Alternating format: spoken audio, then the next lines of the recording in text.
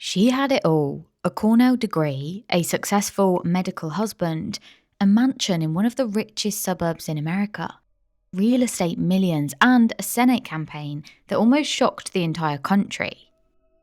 But when it all started slipping away from her, Ruth Ann Aaron didn't cry. She didn't negotiate. Instead, she decided someone had to die. She wasn't going to do the killing herself. She was going to hire someone. And the day she dropped off the money, wearing a trench coat, sunglasses, and a red wig, was the same day she was exposed by someone she trusted with her darkest secret. This is the story of Ruth Ann Aaron, the millionaire real estate agent who plotted not one, but two murders. This is Red Rum, stories about the true victims of crime. I upload on Mondays and Thursdays, so make sure you're subscribed so you never miss an episode. It's June 1997. A wealthy, well-dressed woman walks into a cluttered office at a landfill. Her heels click against the concrete floor. She's calm, composed, lipstick perfect. She's not here to negotiate real estate. She's here for something darker. Across the desk from her is Billy Mossberg, the owner of the landfill. He's this local guy, quiet, not the kind of person you'd expect to be caught in the middle of a murder plot. But Ruth Ann isn't nervous. She leans in. She tells him she wants two men dead. And she's not vague. She names them. She gives details, says where they live, where they work, their routines, what the deaths should look like. She doesn't want it to come back to her. She even talks price. This murder for hire plot was the result of this real estate woman, this political powerhouse, and someone with an ego unchecked, someone who just wanted two people dead, and someone that no one would have suspected. But to understand who Anne Ruth really was, and to understand how we got here, we have to go back. Before she was accused of plotting two murders, Ruth Ann Aaron was born Ruth Ann Greensvig in 1943 in upstate New York. She was born into a life of hard graft, no silver spoon. Her parents were blue collar, what Americans call working class. They owned a tiny family-run restaurant, and they were there pretty much 24/7. If the doors were open, they were working, and if the doors were closed, then they were prepping. That was the rhythm of Ruth Ann's childhood. Constant motion, this kind of relentless effort, and there was no time for luxury or even rest. But even then, Ruth Ann was intense. She was smart and she was relentlessly ambitious. She always wanted more, and she got that. Ruth Ann ended up at Cornell University. It's one of 8 Ivy League schools in the US, like Oxford or Cambridge, but American. And for a working class girl in the 1960s, that was huge. Cornell was, well, it still is, this elite institution.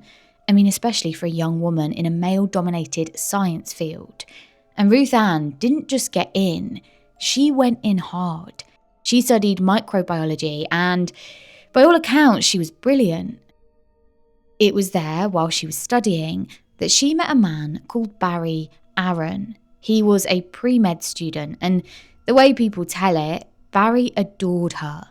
He believed in her. He was happy to let her take centre stage. He could see that she had the ambition and the drive and these really big ideas, and he was totally ready to be that steady support system behind her. It wasn't long before they got married and had 2 children, Joshua and Dana, and the family eventually settled in Pontomac, Maryland. Now, let's pause here for a second, because Pontomac isn't just any suburb. Now, I know Maryland as being the murder capital of the US, so I never imagined that it had these kind of pockets of really, really silver spoon. Like, imagine stately mansions, exclusive country clubs, the kinds of places you imagine, like manicured lawns, private school drop-offs. Pontomac is money. It's just outside of Washington, D.C., and it's one of the wealthiest zip codes in the entire US. Ruth Ann and Barry weren't just comfortable, they were thriving. Barry's urology practice was booming, and Ruth Ann had transformed herself again, this time into a real estate developer. And she was good, like really, really good. In the 1980s, the US had seen this massive real estate boom. There were rising house prices, easy credit, and big profits. Ruth Ann saw that as an opportunity and she seized it. She started flipping properties. She'd buy these rundown plots and she would develop or renovate them and then sell them at a hefty profit. And that is no small thing. I am decorating one of the rooms in my house and it has taken me so long. It's been such hard work. It's literally the tiniest little box room. And I found that incredibly challenging. And she was doing this on a much larger scale and over again. And she really saw the rewards of that. She made millions. And that meant she wanted to spend it. She drove these really luxury cars, she wore designer clothes, and she became a staple at every black tie gala, every political fundraiser, and every board meeting worth being in. She was going to be there. But she wasn't just about money. It becomes clear as the further we get through this case that she wanted power. And for someone with narcissistic traits, which is a diagnosis that was later confirmed by psychologists, politics was almost like a kid in a candy store kind of thing. Every campaign donation, every single vote, every round of applause, it's all validation. We know that narcissists thrive on admiration. They build their lives around how they appear to others. Grandiosity, entitlement, and vanity. They have this real hunger for status, and all of that mixed together is very, very dangerous. And Ruth Ann did not want to just look successful. She wanted to be untouchable. She wanted to be powerful and admired, and politics could offer that for her. So, in 1992, she was appointed to the Montgomery County Planning Board, this big local position. But Ruth Ann was not interested in climbing the ladder one rung at a time. Now, my understanding of the US political system is very limited, but what I understand is that while most politicians would go from local boards, then on to city councils, and then to state roles, Ruth Ann just kind of skipped that all. She set her sights high on the US Senate. That's like someone running for their first race and going straight for Parliament. And she wasn't up against nobodies either. Her main opponent was this guy called Bill Brock, and he was a former senator from Tennessee and a seasoned politician. So he had these really deep connections already ingrained. He had a lot going for him, and she's just kind of starting up and decides to go against him straight away. Now, another kind of key figure in all of this, while this is all happening, is this attorney named Arthur Kahn. He had been involved in lawsuits against Ruth Ann, but years earlier. But just to kind of give you a picture, he was there in the background, and that's important for later. And here's the thing. Just as that campaign started kind of heating up, Brock's team uncovered some baggage, to put it lightly. Years earlier, Ruth Ann had been hit with 2 civil lawsuits related to her real estate dealings. These weren't criminal charges, there was no arrests and no prison time, but that didn't mean that they weren't serious. Former business partners had accused her of fraud and unethical behaviour, and the courts had ruled against her in both. And so, in order to kind of settle that, she paid roughly $175,000. But to be honest, given how much money she was making, I think paying that money, obviously, bit of an inconvenience, but not necessarily the end of the world for her. The fact that she was ruled against in both cases but didn't have any prison time because of that, she probably saw that as a bit of a win. Now, just as a kind of side note, one of those verdicts was later overturned by a federal judge, but the damage was done. And still, these were civil suits, no criminal convictions. But Brock's campaign really kind of twisted that narrative. They painted Ruth Ann as a convicted fraudster, this crook, liar, the kind of person you definitely don't want in a political position of power. And whether it was fair or not, it worked. public opinion shifted. People didn't want someone with that kind of baggage representing them. And Ruth Ann lost.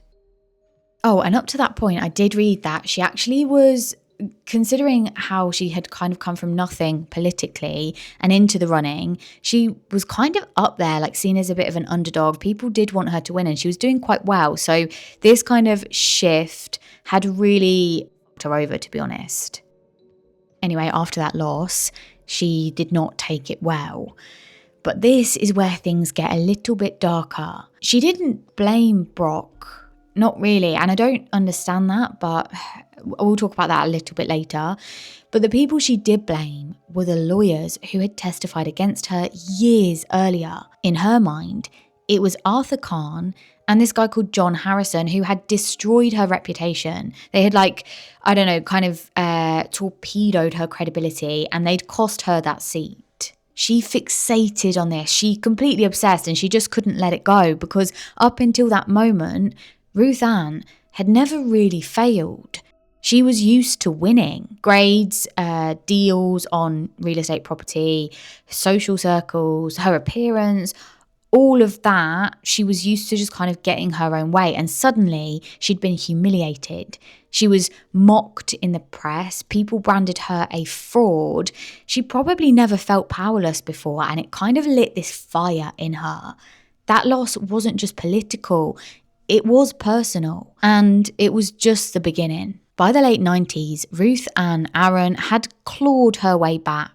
After that scandal that had happened and kind of knocked her off of her spot, she hadn't given up. In 1997, she launched a campaign for Montgomery City Council. So this is local politics now, but it's still powerful, it's still influential, and for her, it's within reach. At least it would have been. Because just as her campaign was picking up speed, a phone rang at the Pontomac Police Department, and what the officer heard on the end of the line sounded like something out of a film rather than real life.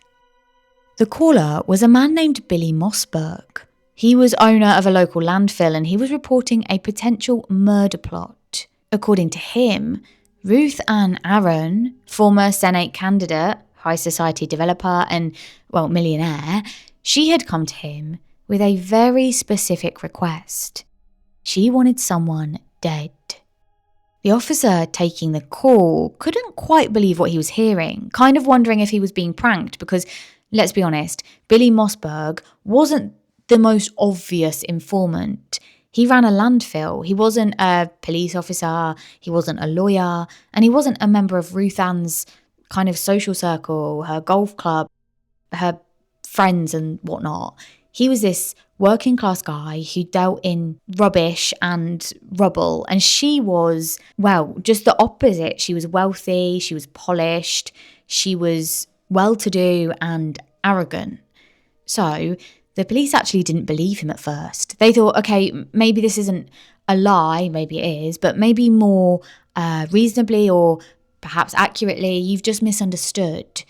Or maybe you want to take someone down who is rich and powerful. Any one of those things they thought would be more likely to be true than this being the reality. But the thing is, he was super specific in the information he gave to police, and that was really hard for them to ignore. So detectives decided that they needed to get more information. So they tapped Billy's phone. They told him to call Ruth Ann from a car park of the local police station, and if she said anything that sounded in any way suspicious, anything like a hit, then they would know that it was real. Billy set himself up in his car, dialed Ruth Ann's number, and waited. After just a few ringtones, Ruth Ann picked up, and what she said next stunned everyone. She didn't hesitate. She didn't stall, she just said, quote, "Great, give me the details. I want to read about it in the obituaries." That was it. Police had what they needed. They knew that this wasn't a hoax. They knew this was deadly serious. And so they brought in Detective Terry Ryan.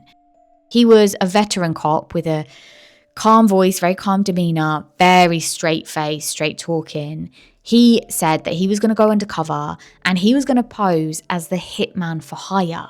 And so he arranged to meet Ruth Ann to discuss the job. And when they sat down together, she did not stutter. She told him that she wanted 2 people killed. So this is the first time police are really understanding that there are 2 potential victims. Now, the first name she gave was Arthur Kahn, the attorney that had, in her views, wronged her and been the reason she'd lost that initial political race. She called him arrogant, brash, full of himself, but behind these kind of surface level insults, there was this really deep obsession. She believed that he, Arthur, had humiliated her and destroyed her image, and now she wanted to get him back. She wanted him gone. And then came the second name, and this was one that no one was expecting. She said, Aaron. Barry Aaron. Her husband, the father of her children, the man who had stood by her through everything, who had really supported her dreams and really taken a back seat in life so that she could shine. And when they dug into why this might be, it appeared, and we'll go on later to discuss this in a bit more detail, but it was because basically he wanted a divorce. That's it. Ruth Ann believed that being divorced would look bad for her campaign. In her mind, being a widow would be better than being a divorcee. And we've seen that before many, many times. Usually it's the other way round, especially with highly religious people who don't want to kind of go through the sin of divorce as they see it. But in this case, it was for her campaign, for her political career. Basically, she's thinking that murder would protect her image. And why she thought this is kind of two-tone, I suppose. For one, politics is crueler to women than men, especially in the US and UK. A divorced male politician is generally seen as free and focused and independent, and a divorced woman seen as unstable, incompetent, damaged goods. But a widow, that is different. That's sympathy, it's strength, it's perseverance. There is a distinct difference. We see it happen over and over again. In the US, this is way before my time. Well, not actually way before my time, a little bit before my time. In 1984, Geraldine Ferrero was the first woman to run for vice president on a major party ticket, and she faced intense scrutiny over her family's finances. She was often portrayed in the press and just generally by the public as overly ambitious and emotionally kind of brittle. Those kind of stereotypes we just don't hear with male politicians. There was Newt Gingrich, I think his name was. I've just read about these politicians. I obviously wasn't around when these things were happening. But he was divorced twice whilst in office, but he remained a dominant political figure for decades, and he really wasn't attacked in the same way. I do think when we look back in history, we can see how female politicians are just more likely to be judged through the lens of personal morality and stability, especially around marriage and divorce. And men they don't have that. They're usually evaluated on their public persona and policy record. Anyway, I think that's important just to kind of understand why this may have been a really big deal to her, that she would rather be seen as tragic than undesirable. But that was her thinking. She knew that she couldn't stay with this man. He didn't want to be with her anymore, but she also believed that she didn't have another choice. Obviously, she had many other choices, and she chose this one. The idea that her ambition could be tarnished by something so common as divorce was more terrifying to her than orchestrating 2 murders. A sign of the times, perhaps. A sign of her beliefs as well, I suppose, and what she feels is morally okay to do. Anyway, Detective Ryan played along. He said, okay, I'll do $10,000 per murder, but I'll need $1,000 up front. And Ruth Ann, this millionaire, multi-millionaire, someone who we know drives luxury cars, she's got country club memberships, big house, she tried to haggle. She said, can I give you $500 instead? And he agreed. And they arranged a dead drop. It would go down on the 9th of June, and she was going to leave the package with that down payment at a nearby hotel. All she had to do was leave it at the front desk under a fake name. Now, this part, it's just a bit surreal. I kind of mentioned it earlier, but Ruth Ann didn't just kind of toss on a pair of sunglasses and hope for the best, hope that no one would recognise her. Instead, she showed up at that hotel almost like in costume. She was in disguise, but she chose this red wig, this big floppy hat, these dark sunglasses, a trench coat, a fanny pack or like a bum bag strapped to her waist. She was not subtle. If anything, it would have drawn more attention to her. And so she walked in, dropped off the envelope with the cash, gave this fake name, turned around and walked out. But she'd driven herself there. So she was in her own Jeep. She had her real license plates on there. She never expected that she was going to be caught. She maybe thought, people might see me, recognize me in the hotel, but she certainly didn't believe there'd be any kind of sting operation or anything to surveil her on her way out. Police tracked her Jeep and they pulled her over that same day and arrested her on the spot. And inside her car, because it was the same day, they found everything. They found the red wig and the floppy hat, the trench coat. This case was looking to be airtight. After her arrest, she was in prison for a little bit of time awaiting trial, and that trial began on February 25th, 1998.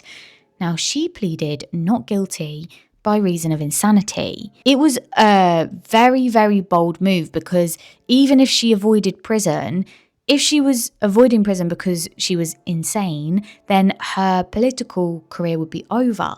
Insanity would mean that she wasn't fit to govern. She wouldn't be stable enough to lead. And Ruth Ann had always cared about one thing more than anything else, and that was how she looked to the world. But now she was concerned. She'd been caught red-handed. This wasn't about politics anymore. It was probably more so about survival. Her legal team brought in 9 expert witnesses.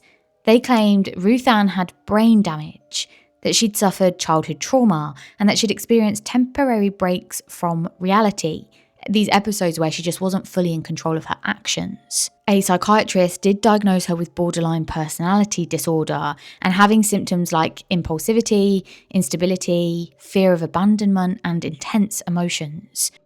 But, of course, the prosecution would present evidence. Police had 12 tapes, recordings of her talking calmly and methodically with both Billy Mossberg and the undercover detective.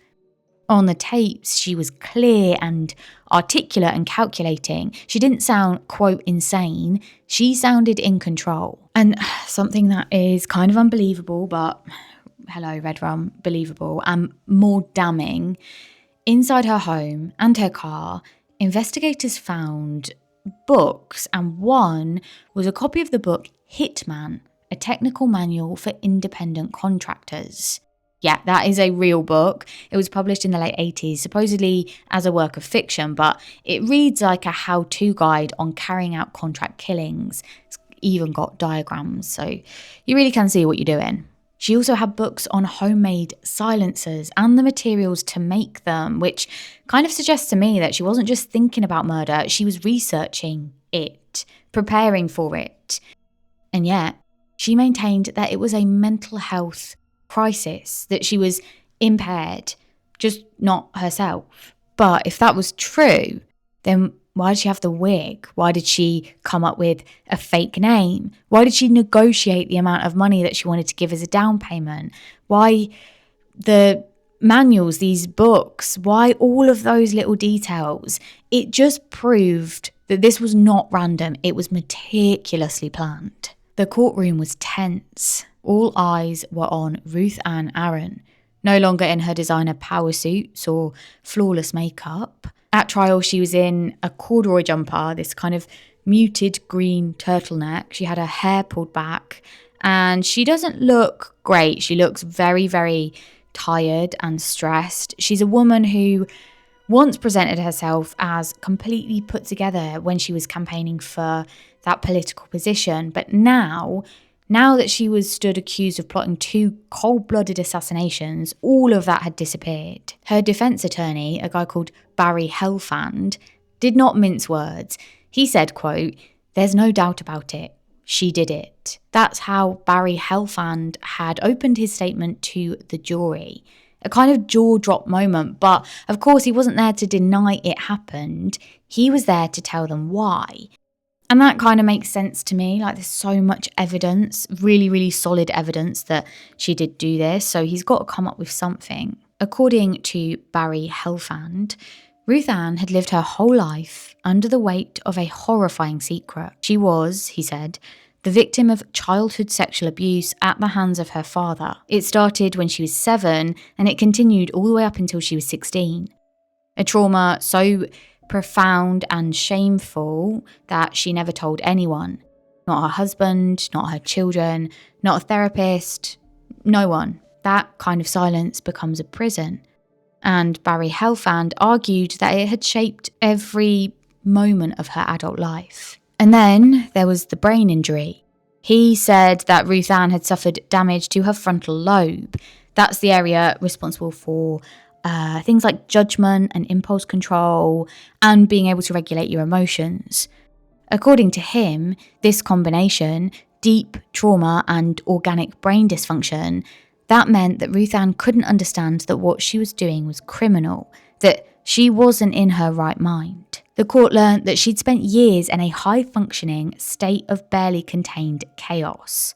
The childhood abuse, the unravelling marriage, the brutal public humiliation from her failed political run, the lawsuits, the headlines, all of those fraud accusations.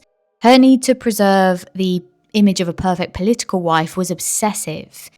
He told the court that she wasn't just protecting her future, she was clinging to the only identity she had left. And there was more. Ruth Ann had been the one to fund Barry's medical school dreams. And what did he do? The defence argued. He left her for a nurse, twice. The betrayal, her defence said, cut so deep that it shattered what little stability she had left. And then came the divorce announcement in 1997. Barry told her he'd be discreet, that he wouldn't ruin her political chances, but to Ruth Ann, as we know, divorce wasn't just a personal failure, it was, in her eyes, a public shame. It meant she wasn't the ideal wife, the strong female candidate with a doting doctor husband and 2 grown kids. It meant she was broken and undesirable and unworthy. A divorced woman running for council, to her, that wasn't a setback. It was a political end, really.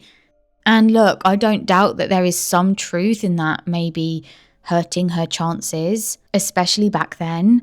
But to her, the only answer was then to choose widowhood. Not to change her goals, not to fight against the system, not to try. Instead, she chose murder. Anyway, the prosecution painted a very different picture. Deputy State's Attorney Matthew Campbell described Ruth Ann as meticulous, deliberate and cold. He read transcripts from the wiretaps where she described she wanted the murders to happen and how she wanted them to go down. She told the undercover officer that she wanted her husband killed in his cream-coloured car to make it look like a tragic traffic accident. Like, she's so specific. And as for Arthur Kahn, that lawyer who had publicly challenged her and testified against her in the defamation case, he was going to be next and she wanted his death to look like a robbery gone wrong. Like, she's not just saying to this, who she thinks is a hitman, she's not just saying to him, look, kill these 2 people off, don't care how you do it, just get it done. She's saying specifically, I want it to be like this, I'm picturing it like this, can you do it like this? She asked for confidentiality. She even said she might do it herself. She left planning board meetings to sneak out and use payphones to avoid detection. But what truly blew the prosecution's argument wide open was the evidence that she'd left behind. All of that stuff found in her Jeep, the disguise stuff, the book, the Hitman book, notes on making homemade silencers, and there were diagrams, there were instructions, step-by-step blueprints for murder. And yet, her defence insisted that her judgment was impaired, that she had cracked under the pressure, and that this was just all a symptom of her, mental state unravelling. She wasn't sane. She was not criminally responsible, they said. And of course, prosecutors were not buying this. They brought in their own experts who had examined Ruth Ann thoroughly And they testified that there was no brain damage, no clinical justification for claiming that she didn't understand right from wrong.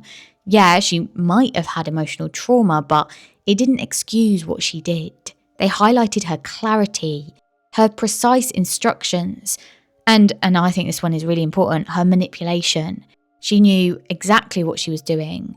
The prosecution said, quote, "She wasn't insane, she was desperate and entitled." The jury sat through 2 harrowing weeks of testimony, and then deadlock. One juror, just one, held out. She had a personal history with childhood abuse and couldn't bring herself to vote guilty. She believed Ruth Ann's story. The trauma, the emotional instability.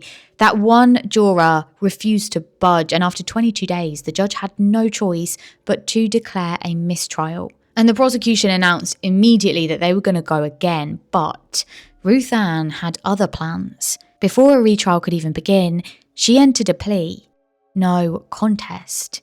It was a legal move that meant she wasn't admitting guilt, but also she wouldn't fight the charges. Essentially, I won't say that I did it, but I accept the punishment. I'm sure we've probably had other no contest cases in Red Run, but I actually couldn't remember any off the top of my head. But that is, in very basic terms, what it means. The sentence was 2 consecutive 18-month terms, so just 3 years in total. No life sentence, no psychiatric facility, just time served in a local detention centre, not a prison, because technically she hadn't confessed. And that was like wild and mind-blowing to me, because the only reason Barry Aaron and Arthur Kahn are alive today is because Ruth Ann happened to ask the wrong man. If she'd asked someone else, someone maybe less honest or more ruthless, this could have been a double murder. But instead, she walked out of that courtroom with less time than people get for dealing drugs or self-defense or wire fraud or cybercrime or bribery, like things that aren't necessarily specifically violent. During sentencing, Ruth Ann stood up and sobbed, quote, "I accept full responsibility. I'm deeply, deeply sorry for everything I've done." To her children, she said, "I'd rather be dead than have brought you to this day. My life began when I had the 2 of you. I love you, I love you." Which is kind of interesting because she was willing to take their dad away from them, but they were her words. She then cried, she blew kisses, she broke down. Her daughter Dana, who is a psychologist, testified that her mother had always been brilliant but emotionally unstable. And her son Joshua pleaded for leniency. Quote, "She made a horrible, horrible mistake, but she's destroyed herself in the process." The judge wasn't unmoved, but he was clear, quote, "She needs treatment, but she also deserves punishment." After serving just a fraction of what could have been a life sentence, and just to be clear that if she had confessed or if she was found guilty at the first trial, then she could have been up for, getting a life sentence and being in prison forever. But anyway, after serving just that very, very short amount of time, Ruth Ann walked out of Montgomery County Detention Center and kind of disappeared from the public eye. She quietly relocated to New York City, where, from everything I could see, she still lives there today, free. The woman who once orchestrated a murder plot now walks the streets just as any other anonymous face in the crowd. Barry Aaron, the husband she tried to have killed, obviously divorced her and has since remarried. Their daughter Dana, a woman who sat through her mother's first trial and testified in her defense and watched the public completely tear her mother apart. As we know, she became a psychologist. I don't know, maybe she's trying to make sense of things that no daughter should ever have to witness. And Joshua never got the chance to make any sense of it. He had grown up bright, fiercely bright. He was the kind of kid who, at age 7, sat beside his mother at the kitchen table and asked her to explain stock prices in the Wall Street Journal. By the time other kids were collecting baseball cards or playing baseball, Joshua was building a portfolio. He became an equity trader, sharp suit, fast mind, and he was known for having really quick wit. He got a job at Cantor Fitzgerald, working high above the clouds on the 104th floor of the North Tower of the World Trade Center. On September 11th, 2001, Josh Aaron was 29 years old and went to work that day just like normal. He never made it out. There's a tribute from Ruth Ann, still online. It is buried among the thousands on the 9/11 memorial site, but it's also on a specific site for Joshua. It's raw. It's clear that a kind of lifetime of grief has been poured into these paragraphs. In it, she writes, not as the woman who plotted murder, not as the former politician, not even as Ruth Ann Aaron, but just as a mother. Quote, Josh was 29 years young, an equity trader at Cantor Fitzgerald on the 104th floor of Tower 1, a son who did us all proud, who reached for the stars and caught a few. She talks about the exact date he was born and that being a bang, a spark that lit up her life. She talks about sushi dinners, marzipan, chocolate milk, things only a parent remembers with that kind of sharp precision. Quote, every time I pass that last sushi restaurant you took us to, I feel your absence. I miss you in every breath I take, in every rising and setting sun. She says she still reaches for the phone, wanting to ask for his advice. It's easy, I certainly have done it when writing this case, to kind of compartmentalise Ruth Ann, to call her a villain and paint her as the narcissist in the courtroom with that carefully applied sad face and tears and blah, blah, blah, blah. And yeah, that is all true, I think, at least to a certain extent. But it's also true that she's a mother who lost her only son.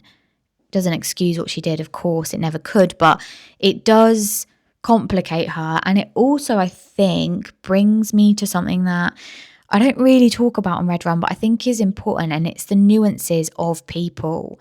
Look, we talk about the bad guys all the time, and I'm never gonna frame them as good people. If you've murdered someone or if you've solicited murder, you're never going to be a good person in my eyes. But they are also people who have lives and they have families. And I'm always really interested in how the families deal with the effects of what their loved one has done. I'm listening to a podcast at the minute, the trial of Erin Patterson, the person who has allegedly poisoned a number of her in-laws and family friends with mushrooms in like a beef Wellington.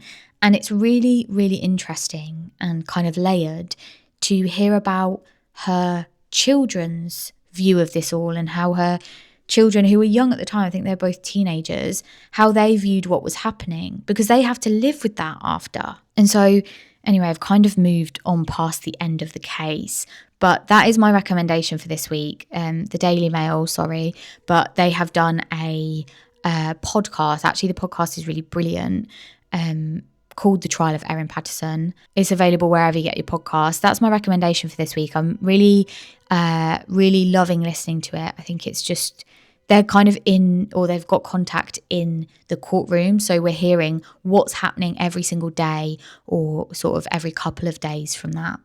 And just to end the case, Ruth Ann goes by her maiden name today, Ruth Ann Green. A quiet footnote in New York City's registry says that she is in her 80s now. There are no more press photos, no more front page scandals, just kind of silence and nothing. But for a brief window in time, her story was splashed across every paper and every screen in America because it asked the question we never quite know how to answer. How far will someone go to preserve the illusion of a perfect life? And what happens when that illusion shatters and there are people left behind, like Joshua for a short time, and like her daughter Dana and her husband, well, ex-husband now, Barry. Thank you for joining me for today's episode of Red Rum. I will see you guys on Thursday for your next episode. Let me know if you listen to that podcast, The Trial of Erin Patterson.